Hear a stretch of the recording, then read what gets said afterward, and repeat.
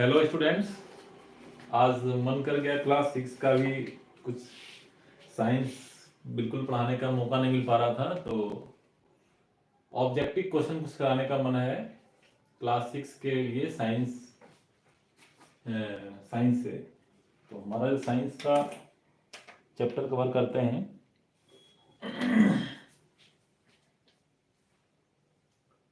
Science है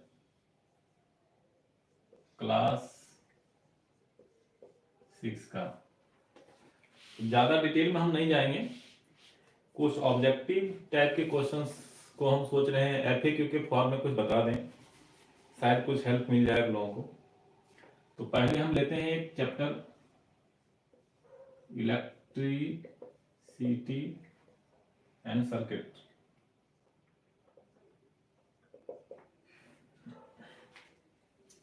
ये electricity and circuit में कुछ क्वेश्चंस कराते हैं। जैसे एक क्वेश्चंस है कि एन इलेक्ट्रिक सेल, अब मान लो ये एक इलेक्ट्रिक सेल है, आप देखेंगे कहीं आपके पास टॉर्च में भी लगा हुआ रहता होगा, ऐसे भी रहता होगा। तो इसमें दो साइड्स होते हैं, दो टर्मिनल होते हैं। How many terminals? 2। एक साइड होता है पॉजिटिव और अपोजिट साइड होता है निगेटिव। ये जो आपका है निगेटिव और इधर होता है पॉजिटिव। तो आपसे ये पूछा जा सकता है एन इलेक्ट्रिक सेल, ये क्या है? सेल। How many terminals? तो आप ऑप्शन आपको दे देगा 1 2 3 या 4। तो आपको बताना पड़ेगा टर्मिनल कितने होते हैं। एक इलेक्ट्रिक सेल में 2 टर्मिनल होते हैं, one is positive and another one is positive and another one is negative in an electricity cell. और इसका क्या रोल है? इलेक्ट्रिक सेल जो होता है इसका फंक्शन क्या है? It provide electricity and electric से क्या करता है? इलेक्ट्रिक जनरेट करेगा ये। और इलेक्ट्रिक जब जनरेट होता है तो इससे क्या होता है? सपोज ये बल्ब में लगा हुआ है तो इससे क्या करेगा? बल्ब ग्लो होगा। सपोज यहाँ पे एक हम बल्ब अगर बना दें, बल्ब में आपको पता होगा अंदर में क्या होता है, ये यहाँ पे फिलामेंट सा बना होता है। तो यहां से एक वायर जो जाता है टॉर्च में, मैं थोड़ा लंबा करके बना रहा हूं, एक वायर इधर से निगेटिव वायर गया और इधर से पॉजिटिव वायर गया। तो ये जाके यहाँ करंट का फ्लो करता है और फिर ये बल्ब में जो फिलामेंट था इसके माध्यम से फिलामेंट जब हीट होता है तो यहाँ पे बल्ब क्या करता है? ये ग्लो करता है। तो ऑब्जेक्टिव में इस तरह के मैं क्वेश्चन के फॉर्म में नहीं बता रहा हूँ, एक्सप्लेन कर दे रहा हूँ। आपको किसी तरह का क्वेश्चन आएगा आप बता सकते हैं। How many terminals? 2 terminals, 1 positive 1 negative. और सेल का क्या काम है? To generate the electricity. अब इसको हम इसके इलेक्ट्रिसिटी से बल्ब जला सकते हैं, फैन चला सकते हैं, कुछ भी कर सकते हैं, छोटे छोटे, depending upon its capacity, power. Next one आते हैं कुछ और इससे रिलेटेड।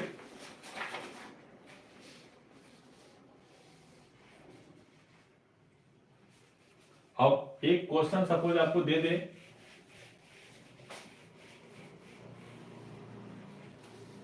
कि an electric cell does not produce electricity when.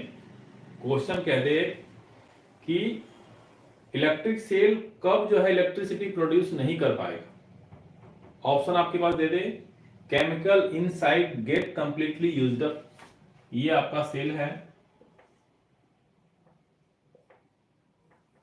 इधर प्लस माइनस है, इधर प्लस है, इसके अंदर में केमिकल होता है। तो ऑप्शन कह रहा है question an electric cell does not produce electricity produce कब नहीं करेगा। फर्स्ट ऑप्शन दिया हुआ है chemicals inside get completely used up, इसके अंदर का जो केमिकल है अगर वो खत्म हो जाए, पहला ऑप्शन दिया है। सेकेंड वन दिया था terminals are not connected properly, इसका जो टर्मिनल है निगेटिव टर्मिनल और पॉजिटिव टर्मिनल, यहां पे मान लिया जाए आपका बल्ब है, इसके साथ प्रॉपरली कनेक्टेड नहीं हो, अगर मान लीजिए यहां से ये डिस्कनेक्ट हो जाए तो क्या आपका लाइट जलेगा? नहीं जलेगा। या फिर अगर इधर से जो वायर जा रहा है यहाँ पे अगर यहीं से डिस्कनेक्ट हो जाए तो भी नहीं जलेगा। मीन्स थर्ड वन इसका ऑप्शन दिया है बोथ द एबव कंडीशन, यानी कि अगर केमिकल इसका यूज्ड अप हो जाए, अगर इसमें जो केमिकल है इसका मतलब खत्म हो जाए तो भी बल्ब नहीं जलेगा। दूसरा ऑप्शन है कहीं से भी डिस्कनेक्ट हो जाए, या तो निगेटिव साइड से या फिर पॉजिटिव साइड से, तो भी बल्ब ग्लो नहीं करेगा। इट मींस इसका ऑप्शन क्या होगा? Both the above. मींस अगर इसका केमिकल खत्म हो जाए तो भी और कहीं से भी ये डिस्कनेक्ट हो जाए तो भी। फोर्थ ऑप्शन आपके पास हो सकता है दे दे नॉन ऑफ द एबव। तो बच्चे कई बार कंफ्यूज हो जाते हैं कि कौन सा ऑप्शन दें, फर्स्ट में भी सही है सेकंड में भी है। इस केस में आपको लिखना पड़ेगा बोथ द एबव, इसका जो करेक्ट आंसर होगा। कुछ और आते हैं इसमें।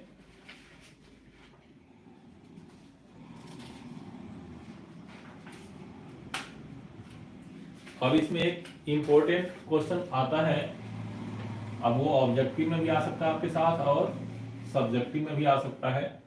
जैसे इसमें है कंडक्टर्स एंड इंसुलेटर्स।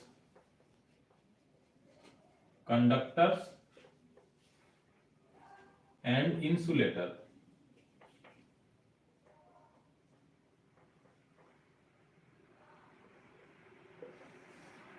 अब इसके स्पेसिफिकेशंस को, इसके फीचर्स को आपको ऑब्जेक्टिव में डाल दे, फिल इन द ब्लैंक्स में डाल दे, ट्रू फॉल्स में डाल दे, तो अगर इन दोनों का आपको डिफरेंस पता होगा तो आप इसको लॉन्ग क्वेश्चन में भी लिख पाएंगे। अगर पूछ देगा difference between conductors and insulator तो लॉन्ग क्वेश्चन में उसका लिख देंगे। अगर आपको फीचर्स पता है या ऑब्जेक्टिव में कोई एक स्पेसिफिकेशन पूछ दे तो वो भी बता सकते हैं। तो इन दोनों में कंडक्टर्स एंड इंसुलेटर क्या करता है, इसमें जो मटेरियल होता है, दोनों में मटेरियल होता है, बट इसका जो मटेरियल कंडक्टर्स का होता है अलाउ द इलेक्ट्रिसिटी। ये क्या करता है? Allow the electricity.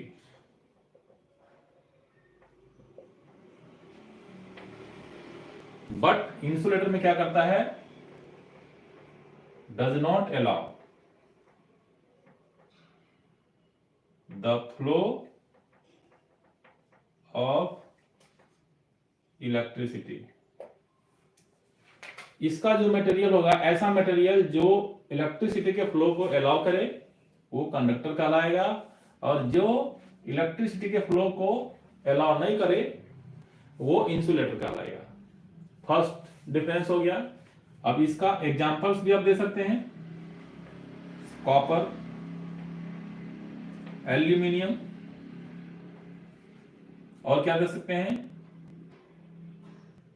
Salt water का जो मिक्सचर होता है, मिश्रण, क्या बोलेंगे उसको हम? Salt solution.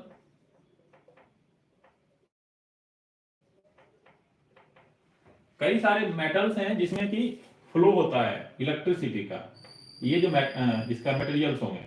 बट इसमें कौन सा लगा? इसका जो एग्जांपल्स मैंने दे दिया कुछ, कॉपर, एल्यूमिनियम, आयरन, ये साल्ट सॉल्यूशंस, ये सारे में इलेक्ट्रिसिटी का फ्लो हो सकता है। बट यहाँ पे इसमें क्या एग्जांपल आएगा? इंसुलेटर में जिसे वुड, ड्राई वुड की बात कर रहा हूं मैं। और क्या करेंगे हम?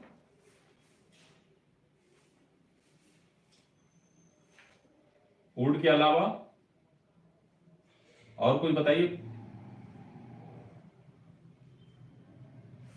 Plastic,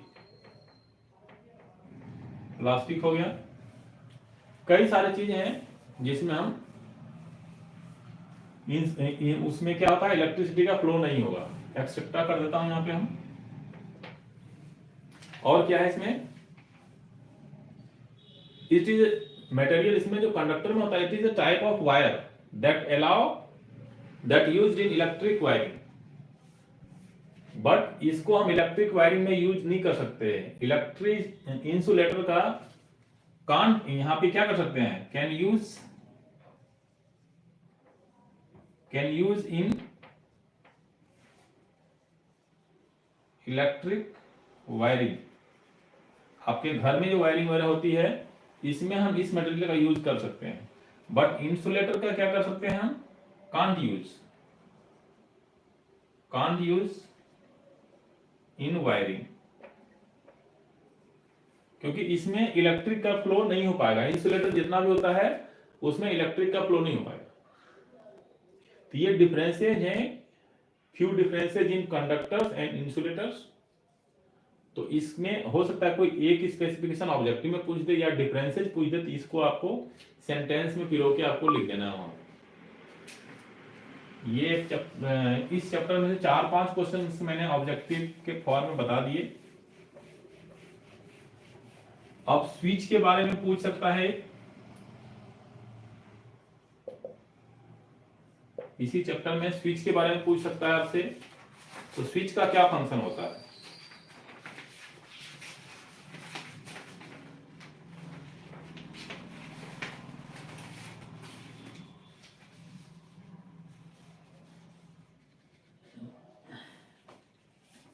Explain the role of a switch in a circuit. An electric switch is a circuit component that can be used to control the flow of electricity. Switch में बटन होता है ऑन और ऑफ का। इसका switch का काम क्या होता है? आप टॉर्च अगर देखे होंगे, यहां पे सपोज ये स्विच लगा हुआ है, इसका जो कनेक्शन होता है ना इस बल्ब के और जो अंदर का बैटरी सेल होता है इसके साथ होता है। तो ये जब ऑन ऑफ होगा, जब हम स्विच को ऑन करते हैं तो ये करंट का जो ये फ्लो है ना इसको कनेक्ट कर देता है सेल और बल्ब के बीच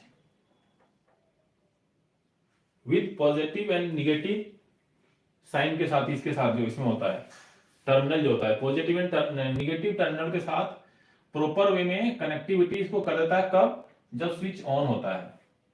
और अगर इसको हम ऑफ करते हैं, ऑफ करने से क्या करता है, ये बीच से डिस्कनेक्ट कर देता है। बल्ब और सेल के बीच का जो कनेक्शन है उसको डिस्कनेक्ट कर देता है। तो स्विच का रोल क्या हो गया? It can control the electric flow, कि जब आपकी मर्जी है आप टॉर्च को ऑन कर सकते हैं और जब आपकी मर्जी है इसको ऑफ करने का तो ऑफ कर सकते हैं। मींस का स्विच का जो मेन रोल है to control the flow of electricity. चाहे वो आपका टॉर्च में हो सकता है, चाहे वो आपके घर में जो ट्यूबलाइट वगैरह जलते हैं वहां हो सकते हैं, फैन हो सकते हैं, एसी में, एवरीवेयर स्विच का जो रोल होता है कंट्रोल करने का। हम घर में हैं, लाइट अंधेरा है तो वहां पे ऑन कर देंगे जलेगा, या फिर अगर हमें बाहर कहीं जाना है बंद स्विच को ऑफ करेंगे तो इलेक्ट्रिसिटी का फ्लो डिस्कनेक्ट हो जाएगा और हमारा लाइट या फैन वो बंद हो जाता है। तो ये तो हमने इलेक्ट्रिसिटी एंड सर्किट से रिलेटेड चीजें कुछ बताया। अब हम आते हैं living organisms and there surroundings.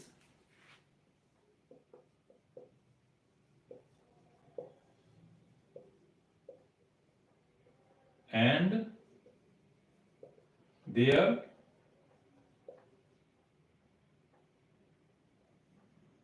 Surroundings. मैं ज्यादा डिटेल में नहीं जाऊंगा, थोड़ा थोड़ा ब्रीफ में ऑब्जेक्टिव टाइप में बता रहा हूं आपको, क्योंकि 3 चैप्टर है तो उतना ज्यादा मेरे पास टाइम भी नहीं है अभी। तो थोड़ा सा टाइम मिला, मेरे को मन किया तो थोड़ा ऑब्जेक्टिव में आज आप लोगों के लिए ले रहा हूं। अब जैसे हम बात करते हैं लिविंग ऑर्गेनिज्म में, तो लिविंग ऑर्गेनिज्म में कुछ टर्म्स हैं जैसे हम खुद ही, जैसे क्या होता है लिविंग ऑर्गेनिज्म क्या होता है? Plant, animal, human beings,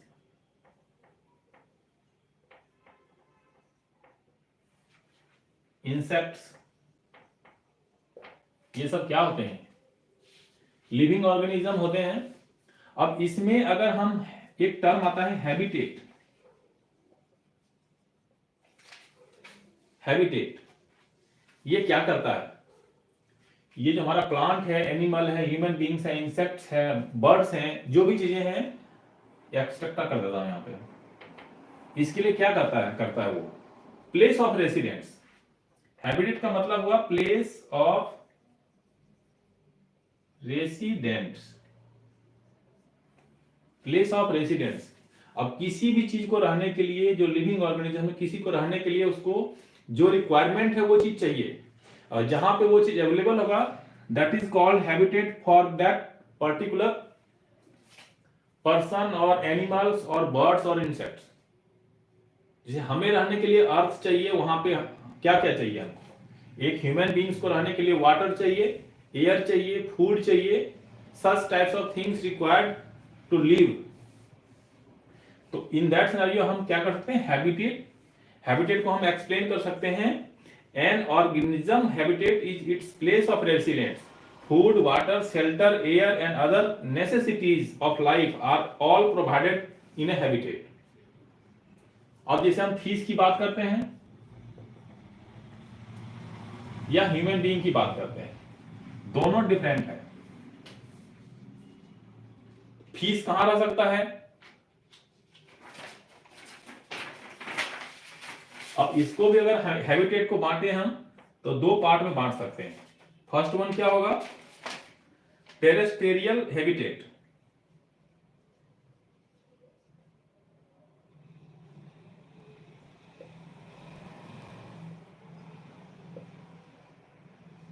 terrestrial habitat, और दूसरा है एक्वेटिक।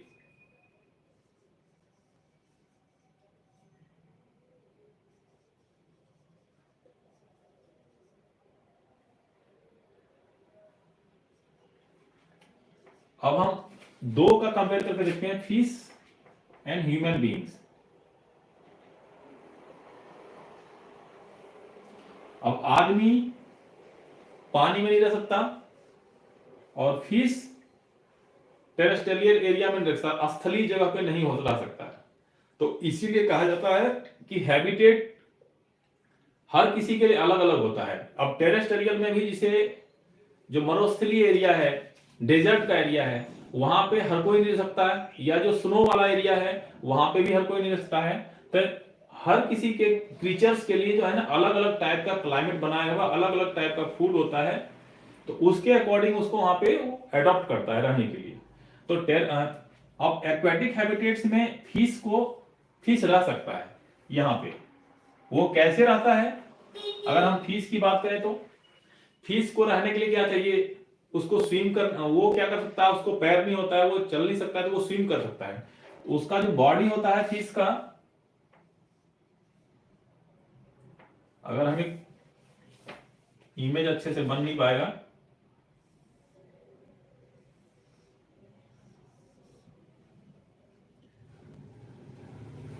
अगर ये फिश मान लें हम, इसका जो बॉडी में यहाँ पे क्या होता है ना, गिल्स होता है, इसको गिल्स होता है यहाँ पे।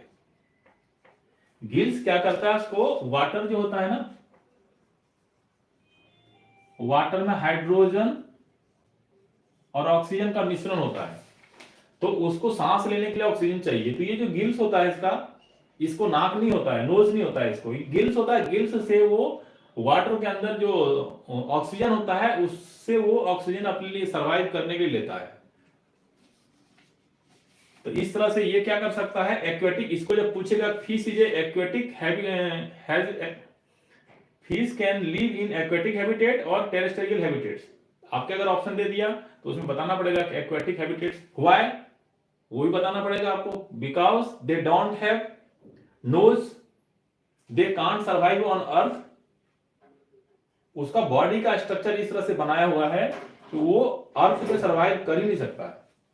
इसके पास गिल्स होता है, इसका जो ये स्ट्रक्चर है, इस स्ट्रक्चर के अकॉर्डिंग वो स्थल में रह ही नहीं सकता है यहाँ पे टेरेस्ट्रियल एरिया में, इसीलिए वो एक्वेटिक हो जाएगा। तो आपको यहाँ पे ये बता देगा, ऑप्शन दे देगा 4-5 एनिमल्स, बर्ड्स वगैरह के बारे में, उसमें से पूछ लेगा कि कौन सा टेरेस्ट्रियल हैबिटेट्स में रह सकता है और कौन सा एक्वेटिक में रह सकता है, आपको वहां पे भी बताना पड़ेगा।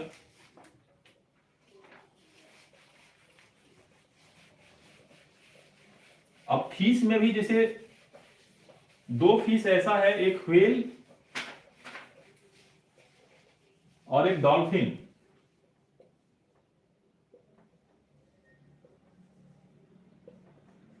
डॉल्फिन, ये दोनों मछलियां जो होती है ना, इसके पास गिल्स नहीं होते हैं। गिल्स नहीं होते इसके पास। ये क्या करता है, इसके फेस के अपर पार्ट में नोज टाइप का ही होता है, जिससे वो एयर से ऑक्सीजन लेता है, लेकिन वो रहता वाटर के अंदर है, एक्वेटिक एनिमल है।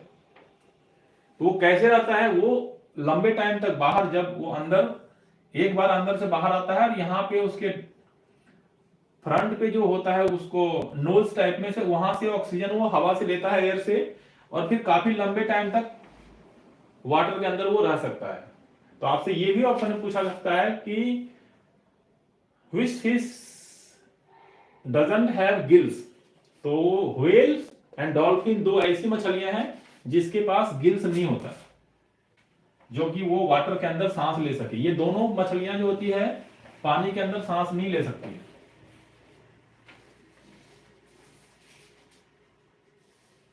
और नॉस्ट्रिल्स होते हैं इन लोगों के पास। कुछ और ऑब्जेक्टिव देख लेते हैं इसमें से। अब है biotic and abiotic components.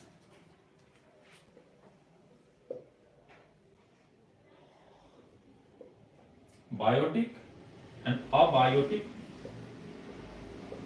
Component क्या होता है? बायोटिक एंड अबायोटिक कंपोनेंट्स देख लेते हैं। Biotic components are living organism. क्या होता है ये? Living organism. और अबायोटिक कंपोनेंट क्या होता है? Non living organism.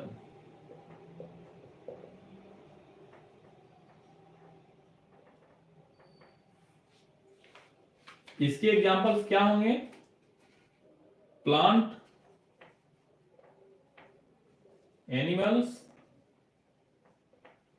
Insects, etcetera. और अबायोटिक एनिमल्स के क्या होंगे examples? Sunlight, rainfall, wind, soil, etcetera. Biotic और अबायोटिक कंपोनेंट्स के ये कुछ मेन डिफरेंसेस हैं, जिसको कि आपसे या तो डिफरेंसेस अगर पूछे शॉर्ट आंसर, शॉर्ट क्वेश्चंस में तो इस तरह से लिख सकते हैं, या फिर मल्टीपल चॉइस आंसर्स में दे दे तो उसके अकॉर्डिंग आपको जो भी ऑप्शन में रहेगा आपको चूज करना पड़ेगा। अब होता है जर्मिनेशन। जर्मिनेशन क्या होता है? जर्मिनेशन एक प्रोसेस है।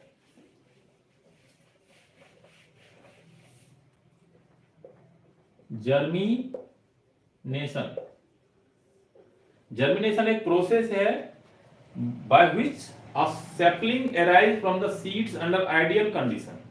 किसी भी चीज का जो सीड्स होता है उससे जो सैपलिंग्स होते हैं, जो स्मॉल प्लांट्स होते हैं, इस सीड से जिस क्लाइमेट में, जिस एनवायरमेंट में वो डेवलप होते हैं ये सैपलिंग, तो ये जो प्रोसेस है, the process by which the saplings develop from A seeds, that is called germination. अब मान लिया एक बीज को आप सूखे किसी जगह पे रख दें, उसको ना हवा मिले ना पानी मिले, कुछ नहीं मिलेगा, तो वो सैपलिंग के रूप में डेवलप नहीं हो पाएगा। लेकिन जब उसमें अगर हम किसी मिट्टी में डाल दें उसको, मान ली क्या क्या चाहिए? सनलाइट सपोज चाहिए, सपोज एयर चाहिए, वाटर चाहिए, सॉइल चाहिए। अगर ये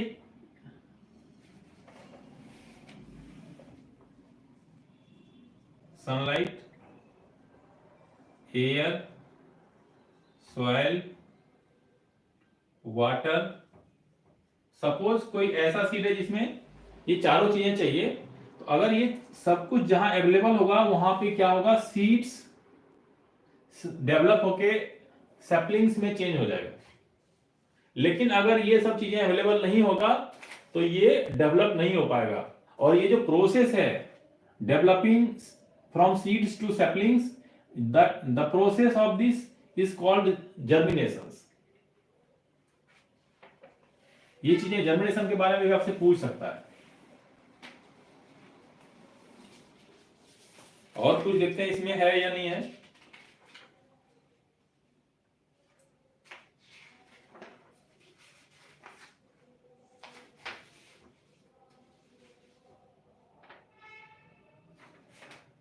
अब हम एक एग्जांपल ले लेते हैं।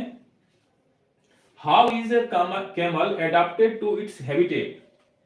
कैमल कैसे अडॉप्ट करता है अपने हैबिटेट को। ये क्या है, कैमल को आप बर्फ वाले इलाके में नहीं रह सकते, पानी में भी नहीं सकते, इसको ये रहता है डेजर्टी एरिया में। इसको रहने के लिए डेजर्ट चाहिए। अब वो कैसे सरवाइव कर सकता है, डेजर्ट्स में क्या होता है, टेम्परेचर बहुत हाई होता है, हाई टेम्परेचर होता है। ये कैसे सरवाइव करता है वहां पे, because it has a long leg. क्या होता है कैमल के पास, लॉन्ग लेग। लॉन्ग लेग होने से इसको एक बेनिफिट ये है कि वहां जो हाई टेम्परेचर होता है इससे इसकी बॉडी तक उतना हाई टेम्परेचर, मान लिया जाए डेजर्ट है और अगर यहाँ पे लंबा लंबा टांग है इसके पास, तो यहां का जो इस सैंड वाला पार्ट होगा, ये जो इतना लंबा अगर टांग रहेगा उसका सैंड का जो हीट होगा इसके बॉडी तक नहीं पहुंच पाएगा। तो इसका जो नेचर ने जो इसका लॉन्ग लेग दिया हुआ है इसको इसलिए दिया हुआ है ताकि ये उस हीट को वहां तक उसके बॉडी तक नहीं पहुंच पाए। दूसरा क्या है कि जो सैंड वाला एरिया है वहां पे वो फास्ट रन कर पाए। ये दो रीजन से इसको लॉन्ग लेग दिया गया है। दूसरी बात क्या है, ये काफी सारा वाटर एक बार बॉडी के अंदर ड्रिंक करके ले सकता है और कई दिन तक बिना पानी पिए रह सकता है। अब इसका कैसे रह सकता है, अब ये क्या करता है, वाटर जितना लेता है कंज्यूम करता है, जितना वाटर कंज्यूम करेगा उतना ज्यादा इरेक्ट नहीं करता। वो कंज्यूम करता है ज्यादा, हाई कंजम्पशन लेस इरेक्शन। ये क्या करता है, यूरिन भी कम पास करता है, इसको स्वेटिंग भी कम होता है। इसका बॉडी का स्ट्रक्चर इस तरह से नेचर ने बनाया हुआ है कि अगर ये पानी एक बार ले लिया तो कई दिन तक बिना पानी के भी रह सकता है। Because he excretes, camel excretes less urine, less sweating and consume high water in once. एक बार वो काफी सारा वाटर अपने अंदर ले सकता है। तो इस तरह से करके आपको कैमल के बारे में लिख सकते हैं कि कैसे वो अपने हैबिटेट में रह सकता है। लिखा हुआ इसमें, they do so by excreting urine and dry dungs in little volumes. They also include a hump that can be used to store food reserve. This enables them to live in a desert for extended period of time. Camel's long leg protect its body from the scorching sands. तो इस तरह से ये इसका body इस तरह से बनाया हुआ होता है कि ये वहां पे सरवाइव कर सकता है। ये हमने कुछ living organism and there surroundings के बारे में बता दिया। और थोड़ा सा हम बॉडी मूवमेंट के बारे में बता देते हैं और आज का टॉपिक हम खत्म करते हैं। Body movement. अब बॉडी मूवमेंट जो होता है, जितने भी क्रीचर्स हैं प्लेनेट में, हर किसी का बॉडी मूव करता है। तो कैसे मूव करता है वो, सपोज आप एक एग्जांपल ले लो, अर्थवर्म। 4-5 के बारे में लिख रहे हैं। Earthworm, fish, cockroach, snail, birds,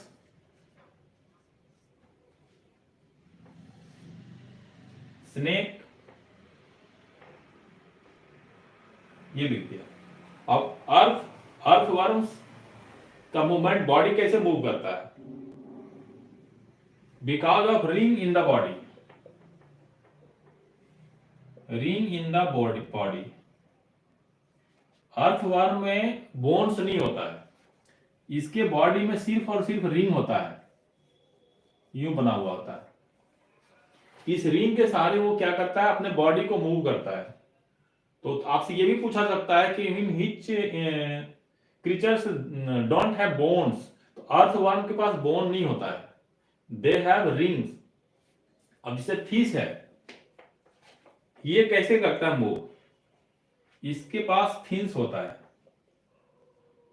ये फिन्स के माध्यम से अंडर वाटर बॉडी का मूवमेंट करता है। कॉकरोच, कॉकरोच का बॉडी मूवमेंट कैसे होता करता है, इसके पास क्या होते हैं, 3 पेयर्स ऑफ लेग होते हैं। ये भी आपसे पूछा जा सकता है, 3 पेयर्स ऑफ लेग होते हैं इसके बॉडी को मूव करने के लिए। आपसे ऑप्शन में देते कि cockroach has how many pairs of legs, 1 2 3 4 इस तरह से लिख देगा। आपको याद होना चाहिए कॉकरोच के पास 3 पेयर्स ऑफ लेग होता है उसके बॉडी के मूवमेंट के लिए। स्नेल्स, स्नेल कैसे अपने बॉडी को मूव करता है, सिंगल मस्कुलर फुट होता है इसके पास, सिंगल मस्कुलर फुट होता है इसके पास। जैसे इसके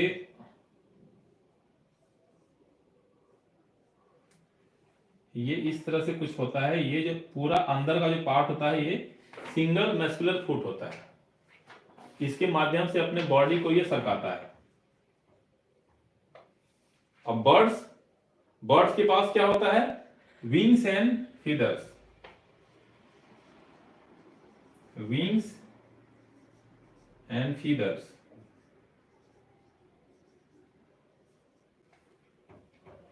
इसके मतलब हर किसी को अपने बॉडी को एक्टिव रखने के लिए उसके पास नेचर ने कुछ दिया है ताकि वो अपने लाइफ को सरवाइव कर सके। तो हर किसके पास, अर्थवर्म के पास रिंग दिया हुआ है, बोन्स नहीं होता है, फिश के पास फिन्स होता है अंडर वाटर स्विम करने के लिए, कॉकरोच के पास 3 पेयर्स ऑफ लेग होता है, स्नेल के पास सिंगल मैस्कुलर फुट होता है। आपको मैचिंग के लिए भी ये दे सकता है, आपको उल्टा पुल्टा लिख देगा, इधर का पार्ट इधर का पार्ट, उसको बोलेगा मैच इट।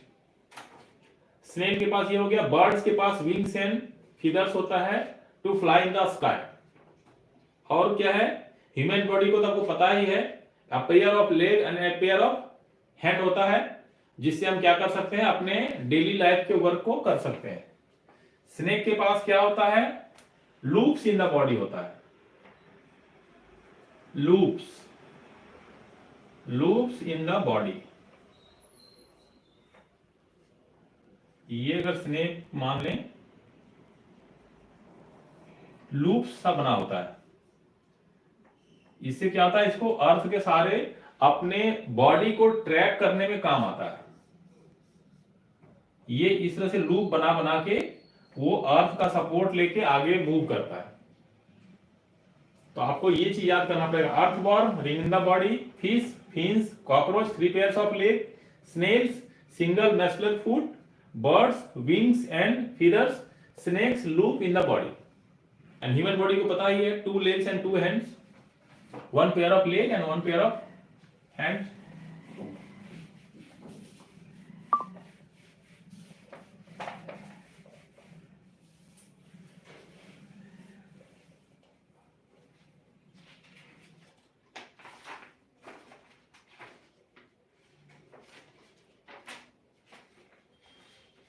अब है list of various joints in the human body, list of various joints in the human body. जब आप बॉडी मूवमेंट पढ़ेंगे, इसमें बॉडी में जो ज्वाइंट्स हैं उस ज्वाइंट्स के बारे में आपको क्वेश्चंस में ऑब्जेक्टिव में आ सकते हैं।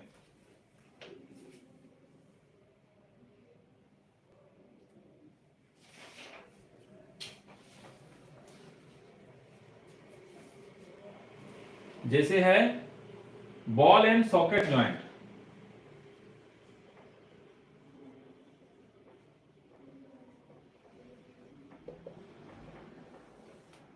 बॉल एंड सॉकेट ज्वाइंट ये कहां पाया जाता है? It found in shoulder,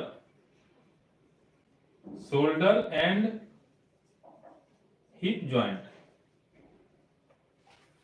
ball and socket joint कहां पाया जाता है? शोल्डर एंड हिप ज्वाइंट में। अब है पिवोटल, पिवोटल ज्वाइंट।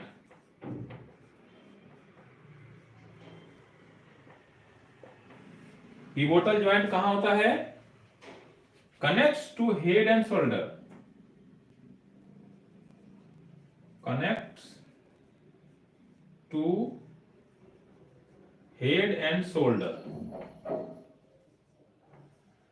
इसका काम है पिवोटल पॉइंट ज्वाइंट्स का, ये हेड एंड शोल्डर जो होता है उसको एक दूसरे से कनेक्ट करता है। उसके बाद है हिंग ज्वाइंट, जिसको हम मिटाते हैं। अभी दो मैंने बताया, बॉल एंड सॉकेट ज्वाइंट ये क्या करता है? शोल्डर एंड हिप के बीच में होता है। और पिवोटल ज्वाइंट है, ये हेड एंड शोल्डर को कनेक्ट करने का काम करता है। नेक्स्ट वन आते हैं हम हिंग ज्वाइंट। ये कहां होता है? एल्बो एंड नी में।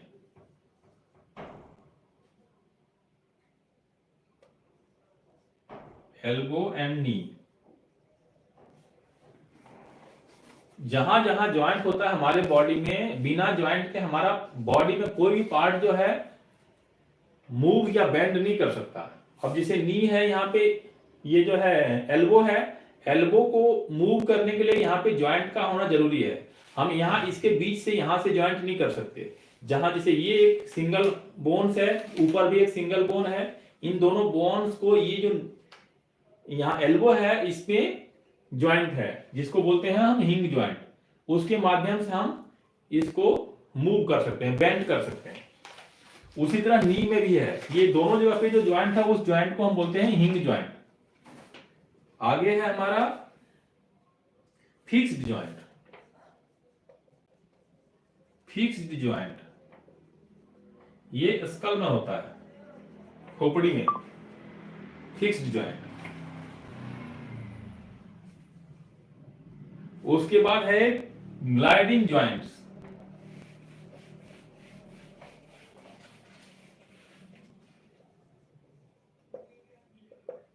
ग्लाइडिंग ज्वाइंट्स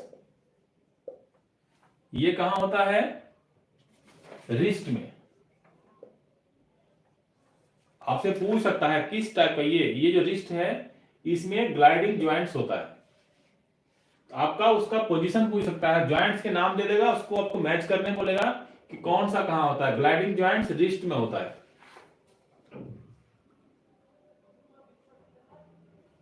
तो इस तरह के कुछ ज्वाइंट्स थे जिसको मैंने आपको बताया था।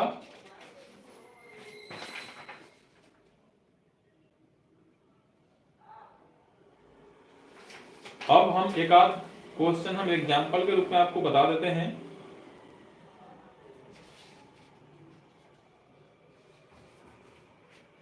अब बोन्स से क्या होता है? बोन से हमारा बॉडी का जो बेसिक स्ट्रक्चर है हमारे बॉडी का, वो हमारे बोन्स और ज्वाइंट्स के सपोर्ट से हमारा बेसिक स्ट्रक्चर खड़ा होता है। लेकिन बाकी मूवमेंट के लिए बोन्स को मसल्स की भी जरूरत होती है।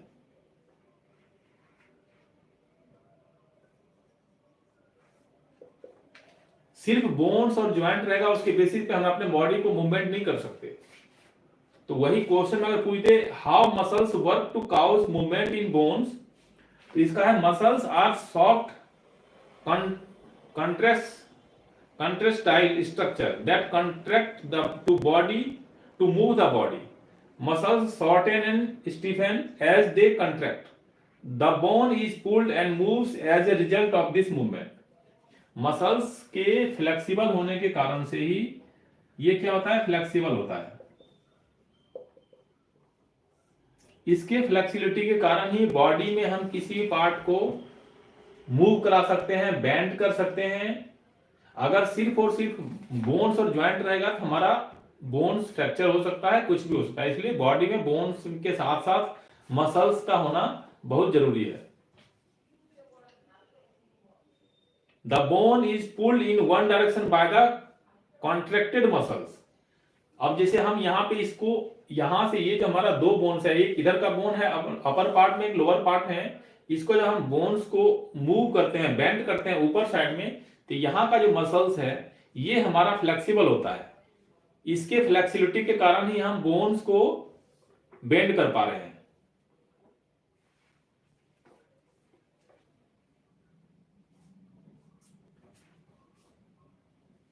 उसके बाद हम आते हैं कुछ और देखते हैं सारे क्वेश्चंस।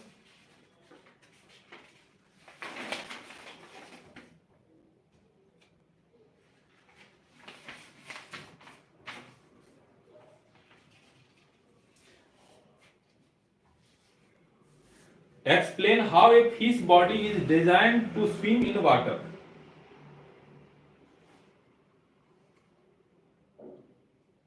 लिखा हुआ a fish is an aquatic creature. It has a sleek appearance. The head and tails are smaller than the main portion of the body. Fish का जो बॉडी होता है, ये हेड का पार्ट हो गया, ये टेल का पार्ट हुआ, ये जो पार्ट होता है बीच का, ये सबसे ज्यादा मोटा होता है। इधर का भी पार्ट पतला होगा इसका, और इधर का भी पार्ट पतला होगा। ये क्या करता है, इसको स्विम तैरने में इसको हेल्प करता है। This allow such body type allow them to the water to flow freely around। क्या लिखा हुआ, this allows the water to flow freely around the fish। The muscles in a fish body are also quite powerful, allowing them to swim easily। The muscles in the front half of the body curve to one side, while the muscles of the back section of the body curve to the opposite side। The body jerks forward as a result of this। This tail and fin muscles help the fish to maintain its balance and direction। इस तरह का body का structure होने से क्या करता है, fish को वाटर के अंदर में सरवाइव करने में उसको, उसका जो स्ट्रक्चर है बॉडी का, वो हेल्प करता है। इसीलिए नेचर ने अलग अलग क्रीचर्स के बॉडी का स्ट्रक्चर अलग अलग बनाया है। अब जो हवा में उड़ने वाले बर्ड्स हैं एयर में, उसका बॉडी का स्ट्रक्चर अलग है। पानी के अंदर रहने वाला जो एक्वेटिक एनिमल्स है, उसका बॉडी का स्ट्रक्चर अलग है, और अर्थ पे जो रहने वाला है उसका बॉडी का स्ट्रक्चर अलग है। तो बॉडी का स्ट्रक्चर उसके आसपास के एनवायरनमेंट और परिस्थितियों के अकॉर्डिंग उसका बना हुआ होता है। तो आज हम अपने साइंस के कुछ छोटे छोटे इंपॉर्टेंट क्वेश्चंस को कवर किए हैं, 2-3 टॉपिक में से। बाकी आप लोग सेल्फ स्टडी करेंगे, साइंस में हम उतना ज्यादा टाइम दे नहीं पाएंगे। आज ऐसे ही पढ़ रहे थे, स्टडी कर रहे थे, थोड़ा तो मन किया कि आज साइंस का ले लें क्लास 6 का, तो मैंने ले लिया था। आप सेल्फ स्टडी कीजिए, और जब भी जरूरत पड़ेगी फिर कभी अगर मन कर गया तो साइंस पढ़ा देंगे स्पेशली, लेकिन मैथ तो कंटिन्यू करेंगे आप लोगों के साथ, स्पेशली क्लास 6 एंड 7 के लिए। आज के लिए हम यहीं क्लोज करते हैं साइंस का चैप्टर आप लोगों का। Thank you.